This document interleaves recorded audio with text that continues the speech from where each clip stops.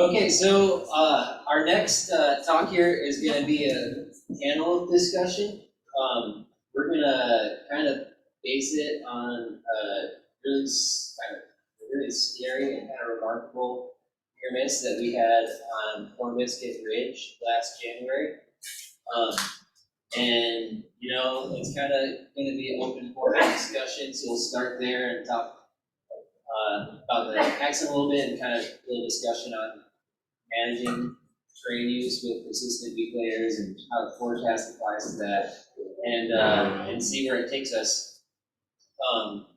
We have on our panel, sitting right next to me is John Sykes, who is another one of our forecasters at the Avalanche Center. Probably one of the most educated avalanche forecasters in the country. I think he's finishing up his PhD at Simon Fraser. And John and I were out the day before the avalanche on Cornbiscuit, and John wrote the forecast that morning, so he has some insight to share. Sitting next to John, we've got a good friend, Troy Temple. And Troy grew up in western Montana and moved to Alaska in 2013. He spends most of his time in the back holes of Seattle Range, exploring Hatchet Pass and making his yearly pilgrimage to Valdez in the spring. His favorite activities include sled skiing and glacial travel. Right with you there, Troy. He's got an Abbey 1 and rescue course credentials, and will be working on his Abbey 2 this winter. And he is kind of one of our main contributors for motorized observations throughout the winter. So he really helps us keep an eye on what's going on in the moto zones when we can't get out there. And also has been around for quite a few field days and some pretty expensive days. And we also have Rusty Meyer up here. He moved to Alaska in 2006 and spent too many years ice climbing before he realized that's He can be found chasing good snow around south central Alaska most of the winter. And he enjoys long days with access skiing, and he completed his Pro 1 course in 2019. So, Troy, Rusty, thank you so much for participating in this. It'll be great to hear your take on what was going on. Just a little background. Troy was out in the moto zone that day, just across the road, and they're having like similar kind of scary setup with some near misses the days prior, and Rusty was on Cornbiscuit doing the John, do anything you want to add? You guys agree with this, Mike? Yeah, I think just we tried to facilitate this discussion to be able to kind of learn from the near miss, and so we just want to be really sensitive about not pointing any fingers or casting blame on any parties involved. This was kind of a big event with multiple groups in the area, so yeah, just want to be conscious of that for our discussion, and we hope to have a Q&A with the audience as well, so just keep that in mind as we move forward. We had hoped to have other people who were there that day join us, but there were some scheduling conflicts around here, so hopefully we can provide a little bit of perspective for the conditions that day. So kind of just to get things rolling, I thought I'd go through and highlight the near miss report from that day, just because now that we're out and happening, it's not as fresh in everyone's memories, although at the time it was quite the event. And I thought it'd be also a good chance to kind of show you guys, for those of you that don't know, like where this stuff lives on our website, because there's much to be learned from reading previous accident reports. So we'll kind of just use that, get things rolling, and then hop into a discussion. So there's a few ways to find it, but I like to go to this observations tab, and then if you scroll down to accidents here, this will pop up all of the fatalities, avalanches involving fatalities, or near misses, which we define as avalanches that very easily could have been fatalities if it wasn't for the circumstances.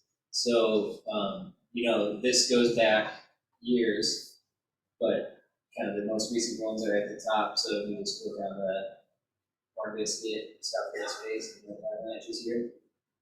And this, I'm not going to go through this whole thing, but this is like the format we would use for any avalanche accident, but kind of document the events of the day. If you have a time to visit this later, this first-hand narrative in the middle section here is I thought really insightful. It's just from some of the groups that were involved. This sort of just highlights the events, some like technical information on the avalanche, and then for all these we'll go back and do an overview of the weather and snowpack, and then talk about the danger rating and the forecast. We're not going to necessarily spend that much time on the weather and snowpack for this one, just because I think the take home from this comes more into like the decision-making process maybe, and less so like this persistent nuclear, because those are very common. I think the interesting part here is kind of everyone's take in hindsight after this event. And then there's also, to kind of paint the picture of what was going on, actually I'm going to scroll down to the bottom first. So this was a huge avalanche. For those of you that don't remember, but it was triggered by a skier here on the southwest face. It's actually around the corner. And then that fracture propagated all the way across the west face. This all stayed intact. And onto the north face. And here's a view of the slide from the north face, the debris. And it actually ran very far down this gully between Cornbiscuit and Magna Ridgeline. And then here's a view of the avalanche on the southwest face. Again, so either one of these would have been scary on their own, but just the fact that it also wrapped around 3 different aspects was really remarkable. And in addition to that, that involved so many people. I was thinking about giving you like the kind of narrative here, but then as I was looking through the report, I realized that there was a video of me doing it the day after it happened, so I figured this is probably a little bit more current. I'll just stop talking while the version of me says talking.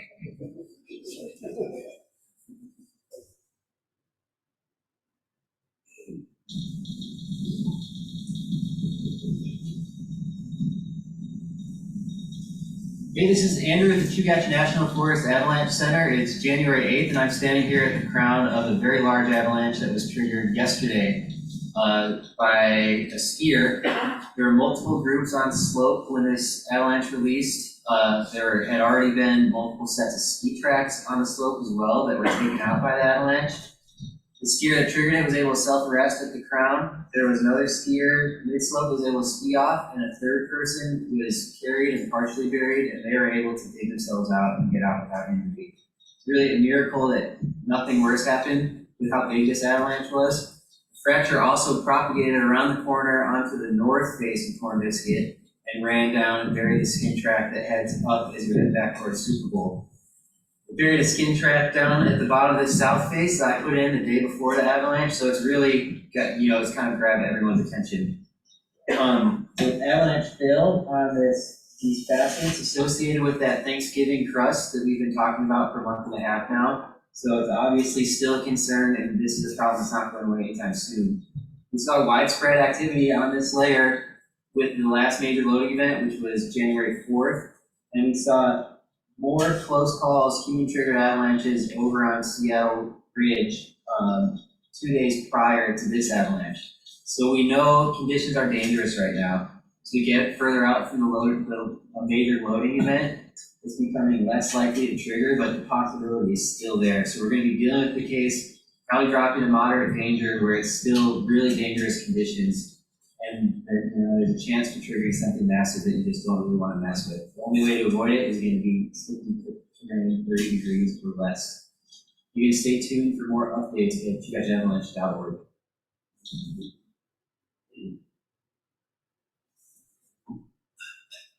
So that's the background of what went on. I think like John mentioned, like no need to point fingers or anything at this, but I would take a minute to point the finger at myself, because when John and I had our field day out there the day before, we had the discussion about the avalanche conditions, and when we set our skin track that got wiped out by that avalanche, our discussion was based partly on the conditions, but also on the fact that it would have been a giant pain to, basically the alternative would have been to go on a little bit of a loose voyage through the alders and get around.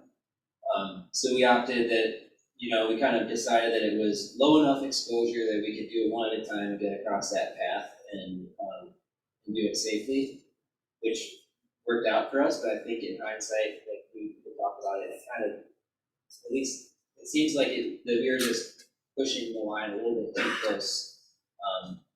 And I think we kind of knew it at the time, but maybe we were able to talk ourselves into doing something that we probably shouldn't have. But that's kind of my take on for that, is I think about where you're putting your routes, like what you're using to make those decisions. I don't know, John, do you maybe want to get things rolling and sort of talk about the forecasting side of things at all?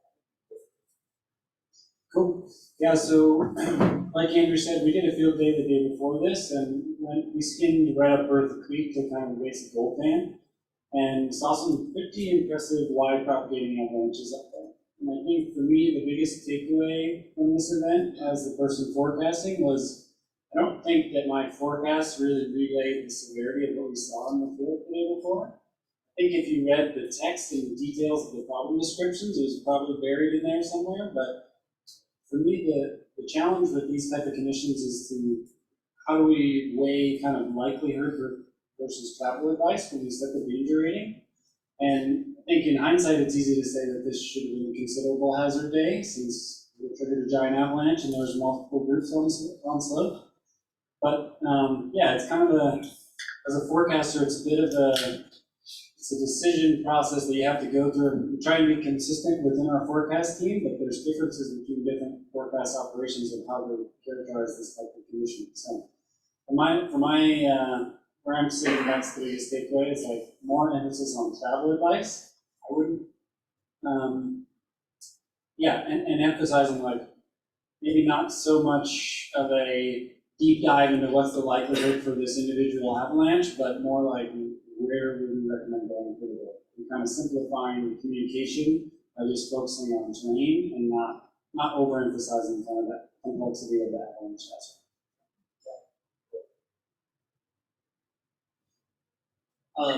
Rusty, I think it would be good to hear your perspective, like just what happened that day, since you were in one of the groups that was involved, and yeah, maybe if you want to just kind of talk a little bit about how your day went and touch a little on the rescue too, because it seems like you were like that.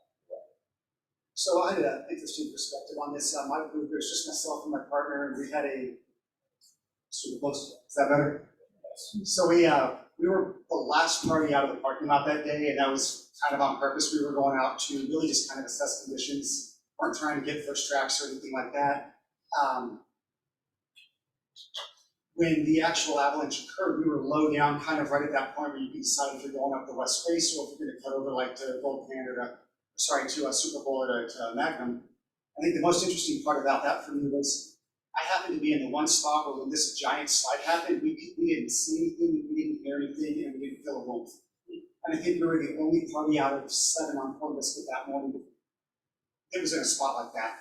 So we actually got a couple of switchbacks higher after the slide happened and looked up, and one of my friends that had been in one of the parties where their tracks had been taken out along the skier's right flank of the slide, looked down and just started yelling at me, hey, there's been a big slide.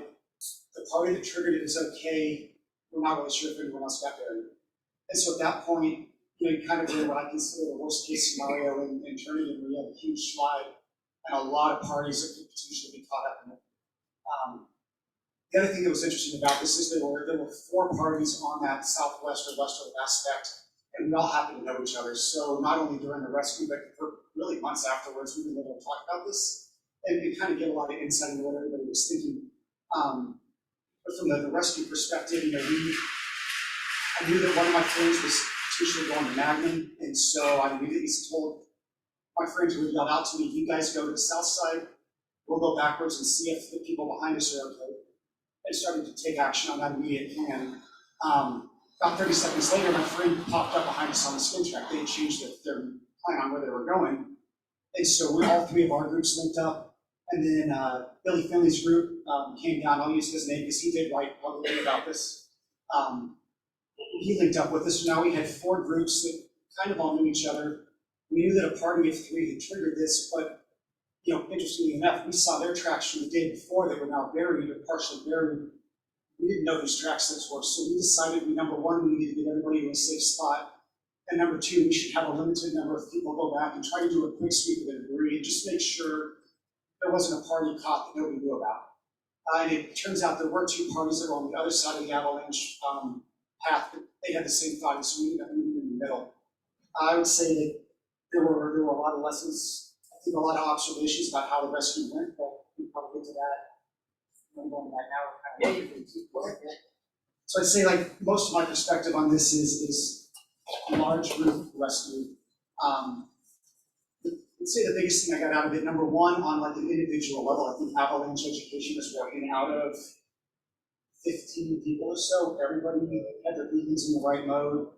I noticed all the groups knew how to organize their own part of the search.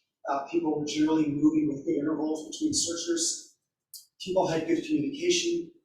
At one point, I partnered up with a lady whose name I don't even remember, and we were getting some really weird beacon interference through the power lines. But working with somebody that I'd never met before, she also understood what was going on, and we were able to very quickly like rule that out and keep doing our search. So I think on that level, you know, people are retaining what's being taught. But in terms of organizing that many people who didn't really start the day together, I realized I'm not actually a military officer by trade, so I realized in terms of organizing people that nothing about my Avalanche education really prepared me to organize a large group. I fell back on what I do for a living, which is organize large groups of people in chaotic environments. And I think that as Trinidad and Hatcher, some of these popular areas are getting more crowded, the chances of a situation like what happened in Utah a couple of years ago, where one party buried part of itself plus another group, and then multiple people came to the rescue, that's more and more likely. And we're far more likely for a bunch of relative beginners to be in a situation like that than we might have been in years past. And so I think my question for the Avalanche education community is that something that we need to address? Do we need to talk about how one extra minute of organization on the front end can prevent a lot of chaos when we get to the search and the digging, by making sure everyone's got their beacons set in the right mode, everybody knows what frequency we're using if we have radios. You know, is anyone in the group a doctor? Do they have a first aid kit? Is there somebody with a skill level that would automatically kind of make them be the person who's in charge? And if you don't ask those questions up front, chaos could result. And I think one lesson learned from the 4 groups I talked to is we got lucky that we all knew each other, and we already kind of had interest. We've all seen each other before, but if we hadn't known each other, this could have been a much more stressful situation. Yeah, it's an interesting take on Rusty, and also I think it's kind of remarkable that it just so happened that like everyone that was there knew each other, and you know, also super lucky that the rescue effort like was basically just a clear area and there wasn't anyone that needed rescue. But I think that's a really good point on like the group dynamics. I think like in the courses that I've taught, it seems like there's always like a group scenario, but that definitely isn't getting the same amount of weight that like just rescue was worthwhile. Troy, do you maybe want to kind of paint a picture of what was going on like in a similar area just down the road zone across the street? Yeah, so sure. I go riding with my wife a lot, and that day we knew there was like this widespread persistent slide issue, but we also hadn't seen like major slides for that week or so. So we're like, well, we should probably go, but let's just dial in our risk tolerance or what we might think we're going to do that day. So anyway, rode up, got to Seal Ridge. I generally go look back in Main Bowl for some I do up there. We saw a few slides that were from like a recent storm. It was over New Year's, if I remember right. But they were, they were old. But we decided, well, since it's just 2 of us, let's still dial it back. And we ended up dropping down into like the little Sweden area, which is kind of on the roadside. There's a bunch of benches with like lower angle hills. It's fairly wooded as well. And we just messed around down there for the day, kind of like just dialed it back. I do remember, in regards to the persistent slab issue, we found a good test hill. I remember telling my wife, like, hey, go park over there, keep your eyes peeled here, but I'm gonna like try to make this slide. And I remember slide hilling it and side hilling it, and just trying to cut down as deep as I could, and it would never let go. So again, it's like that false sense of security of, well, nothing happened over there. But something bad happened on the other side of the pass. Kind of the end of that day, I remember coming back into Anchorage. I was going to do an observation on it and seeing the Cornbiscuit one, and being like, whoa, I don't go up there all the time, but I have been up Cornbiscuit, and that's super alarming. And for us, it was one of the first major flags of last winter of, wow, this persistent slide issue is like real, super high consequence. But that's all I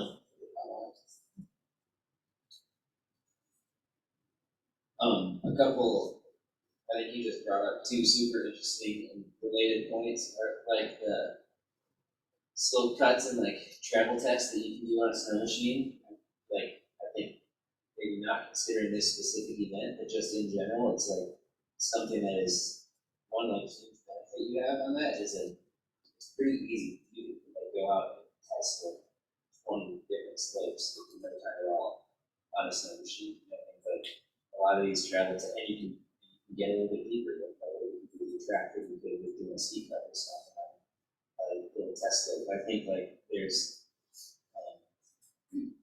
some more tools available to the motorized user than you might have on skis. You can definitely like paint that bigger picture, like just that slice of terrain that you're talking about from the parking lot to the off track to main goal to Little Sweden. Like that would take you all day just to walk out there.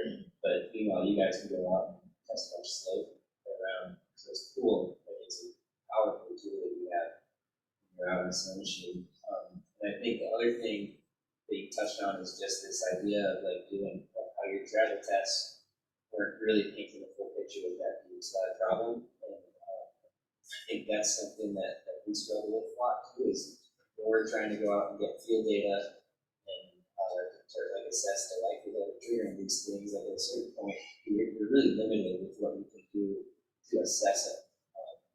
And I think as soon as these travel tests and stability tests are what you have to be aware of, like when you're getting to the point where you're not really telling you anything, and you're kind of relying on this core structure, and then that's when you get into this scary moderate kind of situation where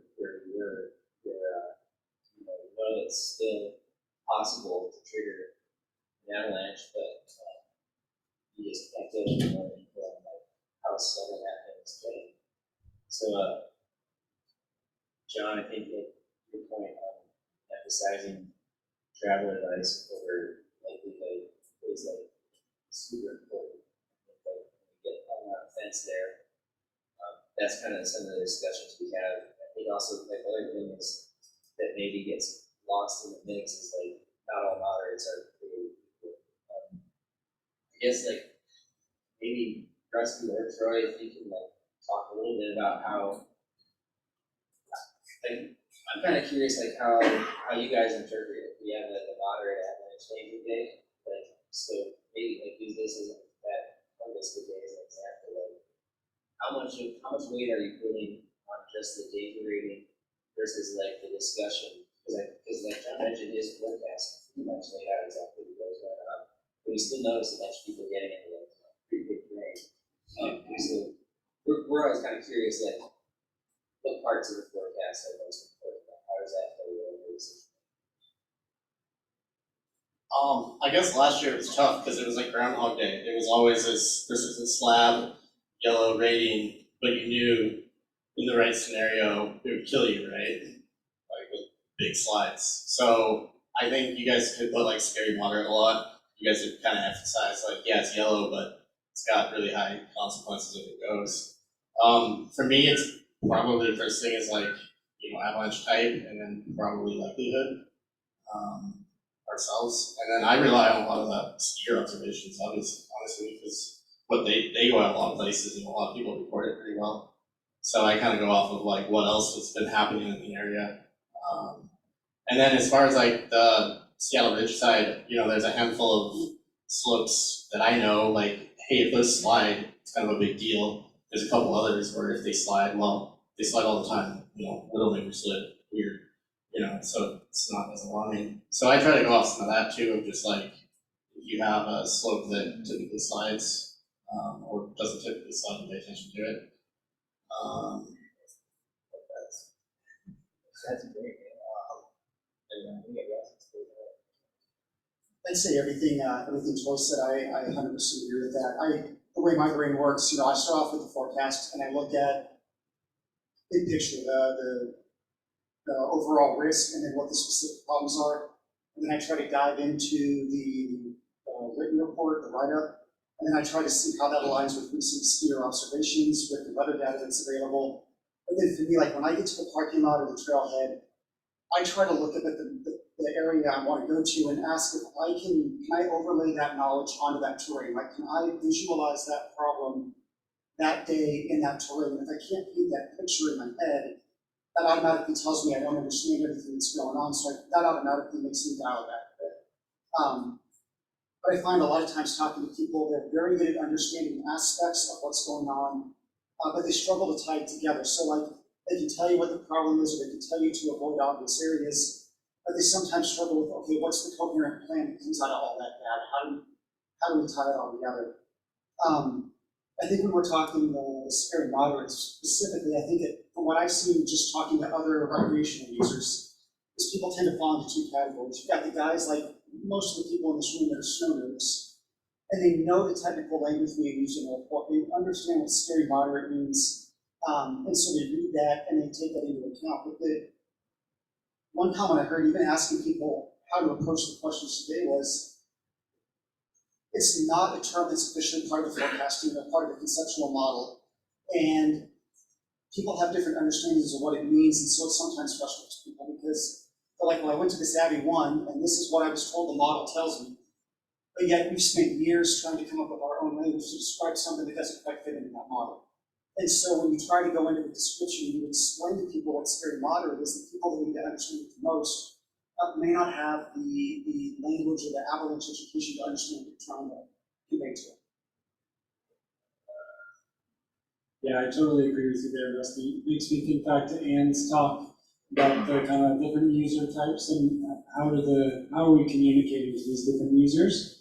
And if we're putting out a danger rating that requires a detailed assessment of problems and likelihood and size, then that's way beyond the scope of a lot of more novice users. And so maybe, I don't think the danger rating should have so many caveats with it. It should kind of be, for someone who's just trying to get a broad picture sense of the conditions, they should be able to kind of use that as a basic decision-making tool and not have to have all the context behind it. But it's challenging from the forecast perspective, because like Troy said, last year it's like Groundhog Day, every day deep persistent, deep persistent, deep persistent, so it stays considerable for the entire season, then we start to lose people, and we're being too conservative all the time. So it's kind of this balance between capturing the conditions without kind of crying wolf all the time, but also still being inclusive of the broad scope of users that we have. So it's a little bit of a challenge. The conceptual model is great, but this is a really common case, not just for our forecast center, but for a lot of centers. It doesn't work that well. You could follow down one pathway looking at likelihood and become the moderate, or you could follow the conceptual model down another pathway looking at travel advice and become the considerable. So it's kind of a blunt tool that doesn't fit every combination of conditions that we have. It's kind of crazy how commonly, like, how regularly we operate in that. So, where it's like, yeah, the scary moderate thing, like you said, it's not just here, it's everywhere. And, like, looking at the setup in the Alpine right now with that Avalanche and Volcan from last week, like, there's probably a pretty good chance that we're going to be in that scary moderate zone for a while this winter. And yeah, we talk about it all the time, like in our team, but also amongst other forecasters and stuff. There's some really cutting edge behind the scenes graphics design work going on through some group text that involve different shades of yellow and various chili pepper and middle finger going across style emojis. Keep your eyes peeled for that. But yeah, it's just super hard to communicate. And I think like probably a little bit better received like for everyone in this room, but maybe for people that aren't thinking about that kind of thing as much, it's just like it's something we're always struggling with. Like John said, that we can't just keep it conservative all season. That's doesn't really represent it. And then we lose credibility. I guess like maybe one more thing that I wanted to touch on before we open it up for questions. I think like during this period and other kind of like questionable stability spells, I think it's like there's like some kind of like people have different ideas of what like safe avalanche terrain is, like terrain in the past. I'm kind of curious if all three of you guys maybe start to down about like, you know, like what are some zones up at Turnagain where you feel like you can ski every day, and then what are or ride every day, and then what are some areas that you feel kind of like lumped into that category that maybe not necessarily accurate. Yeah, and this kind of reminds me of Paul's talk earlier with that kind of data, trying to get data from different locations throughout the forecast region, and it gets boring going to Thinking every day. So when you have to kind of reach out and like, okay, we've been to Team Eddies 15 times this month, so it's nothing interesting's happening there. Like, how do you access these areas, whether just go skiing or to get information? And I don't know the answer. With these conditions, it's like the amount of places that are actually safe in Turnagain Pass when you have the potential for really large avalanches like this, and you're thinking about run out and overhead hazard, it's a pretty small list. You know, Toucan, Lower Eddies, maybe if they're just going to stick to the tree line in places like where Rescue was on Cornbiscuit, but yeah, it's not clear cut and it's not easy to evaluate. And so I think that's one of the challenges is if we're going to have these conditions for a month or more, people are going to naturally push into more trains, kind of even if they're doing due diligence of starting with smaller features and then kind of building up to bigger features. These type of snowpack conditions don't really lend themselves to that because you still could trigger a huge avalanche even if you build up to getting on that train with very little feedback. So yeah, I think it seems kind of like a simple question, what terrain is appropriate for this, but it's actually pretty tricky to figure out. Yeah, safe places in Turnagain are pretty few and far between. I'd echo parts of Team trees. On the lower side, probably the power line on that. I never really consider the uptrack safe. I always consider the uptrack well traveled and well tested, but I don't think it's safe. On days where you do go up it anyway, I think parts of Main Bowl has enough run out. It's relatively benign once you're in it. But getting in and out of it, no. These are really the only things that I can think of on the other side. Yeah, all I can do is echo what they're saying. I think sometimes you just have to recognize it's the year of tin can, whether you like it or not. And especially as somebody who learned to ski as an adult in Alaska, as I've traveled to other states or in Europe to ski, it was really driven home, like especially Hatcher and Trinidad, like we have very big, very complex terrain available right off the road. And managing that terrain in difficult conditions is harder than a lot of the other road accessible places I ski to. And I think it's just part of being a skier is having that self-discipline to say, I'm either going to Tin Can or I'm going to Alyeska or I'm going to the Front Range on some of these days.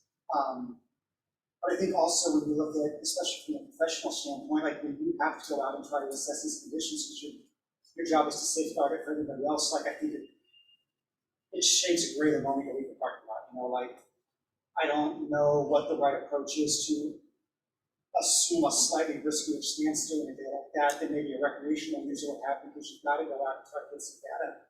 And I think especially on like the Cornbiscuit and what happened in the past, there's just very limited options.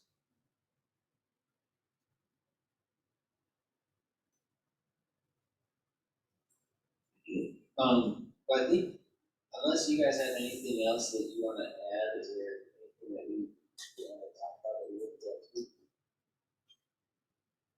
I'd open it up to kind of open it up to questions or comments or maybe.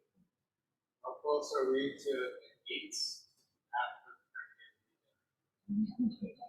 Last question, maybe. I didn't tell him to ask that question. Pretty close, I think. You gotta repeat it. Okay, thank you. So the question was, how close are we to EIGHTS map for terrain? And EIGHTS is the avalanche terrain exposure scale. For those who are not familiar, it's a way to classify terrain based on the potential hazard. And part of my research is to develop methods with creating automated EIGHTS maps. So we basically look at the characteristics of the terrain and then rate it to help people make decisions. And the real value of it, I think, is that we can simulate avalanche runout in a really wide area, and it helps you visualize whether you're in a runout zone or not, which is really hard to do in Alaska with giant trees. So you can't like see where all the avalanche paths are. You just kind of have to try and figure it out in measuring alpha angles. So hopefully, I mean, we're close. We actually have a version for our forecast zone right now that we're kind of testing. So hopefully in the near term, there'll be some more trip planning resources available.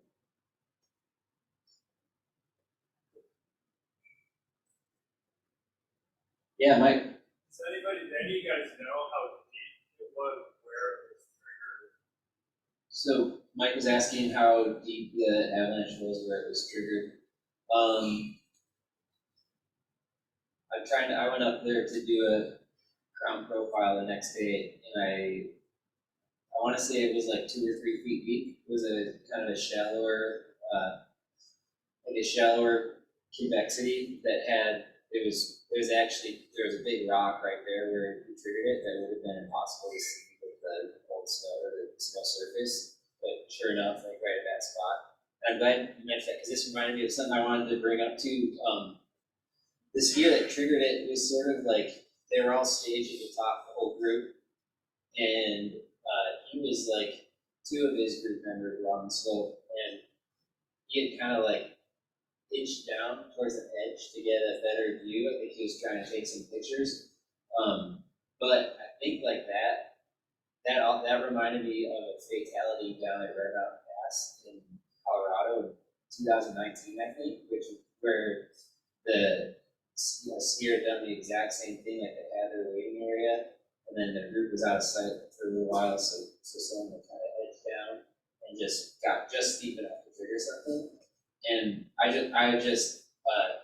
and I've been in that same position too, where like all of a sudden like your route is a little bit different and your partners go out of sight and you really want to like get over to the edge to see them, and it's like so easy to do with the terrain around here. But I think that is like, seeing it once with that Red Mountain fatality, I think I was kind of used to it, like seeing the same thing happening again with this, it sort of stood out to me as like maybe something that's like a little bit more common, and probably something to be diligent to avoid. Maybe figure out where you're going to watch your partners from before they start skiing, so then like you trigger that avalanche without everyone on the slope. But Mike, to answer your question, 2 or 3 feet deep. Time for 1 or 2 more questions if you got any. Yeah, Graham. I'm curious, did you guys use radios at all during the rescue? Were they part of the communication? We did use radios, and they were absolutely critical. So given the number of people that were there, first off, because we were fairly certain no one was buried, we were very deliberate and gathered up everyone that was on that southwest side, moved down to, if you're looking down that shoulder, there's like, right as it transitions to flat, there's like a single prominent tree that we made our rally point, so that kind of knew to send everybody there. But I have in radios in a couple of groups and taken the time to get them on the same channel. My spotter that stayed up high and kept an eye on us was from another group. And then the person down at the rally point that was kind of controlling access so people wouldn't ski on top of us was from another group. And then I was one of several people with radios in a debrief field, and we were all able to communicate. And even to use the spotter up high as a relay if we didn't have line of sight around that corner. And I think a lot of us, especially people who have skied maybe before those radios were real common, are still a little old school. And I know Billy and I and a couple of my friends that were out there that day have carried radios every day since. And one of the questions I had is like, and I haven't had a chance to call the Alaska Regional Rescue Center, but is there any kind of standardized family man channel that, like, if you get into trouble, you know that that's what the PJs or the state troopers are going to try to contact you on? That was a question I had out of this, because had people been buried in that, we would have ended up with 2 or 3 people potentially severely hurt, but we weren't going to get them out on our own. And knowing what channel to use to talk to rescuers or like something like that would be really helpful. But I think as far as day-to-day scheme, I think especially in big terrain like this, if it's not climbing, not connected to a private high road, I think radios are critical, especially if you're somebody who's knowledgeable enough to organize a search and kind of use those radios to promote traffic. Graham, maybe you can correct me if I'm wrong about the common use of channels, that Russell mentioned, but you don't have any that conversation has been brought up a couple times in order to try to establish something like that, with Turning Pass. Are there any channels that folks use, or maybe you don't know, Troy? Somebody's always on 420. Yeah, just a note on that, I've been part of a chain with Alaska Guide Collectives, Alaska Avalanche folks, we've reached there like most days, and maybe you weren't speaking, but there's talk of channel 9, sub 11, because then you're getting off everybody's busiest channels. So if you guys couldn't hear that, what Melissa was saying, like through the Avalanche School, they've been talking about using channel 9, sub 11 for that. I'd say that's a really good idea, because we independently came to the same conclusion, and several of my friends and I just agreed we're always going to keep that pre-programmed on the PCAs, because at least if someone gets into trouble, there's a chance one of your friends will switch to it. And I think if people generally have 911 as that channel, if you see a big slide on Cornbiscuit from that, you can always say, hey, is anyone out there you need spot, or we see something. And then the people that are involved in the rescue know that if they just roll down the floor with the break long enough, someone's going to come looking for them on that. Excellent. I think we'll probably wrap it up unless anyone's got any questions. Yeah, Wendy. I think this is getting recorded, so maybe let's call it 9 sub channel 11 right now. There You go. announce that so the viewers, because So rescue channels now 9-11.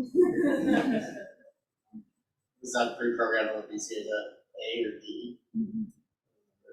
Just make it the highest letter so you don't switch to it on accident. Cool, there, we got something done. Awesome. Cool, well, thank you, Rusty, Troy, for doing this.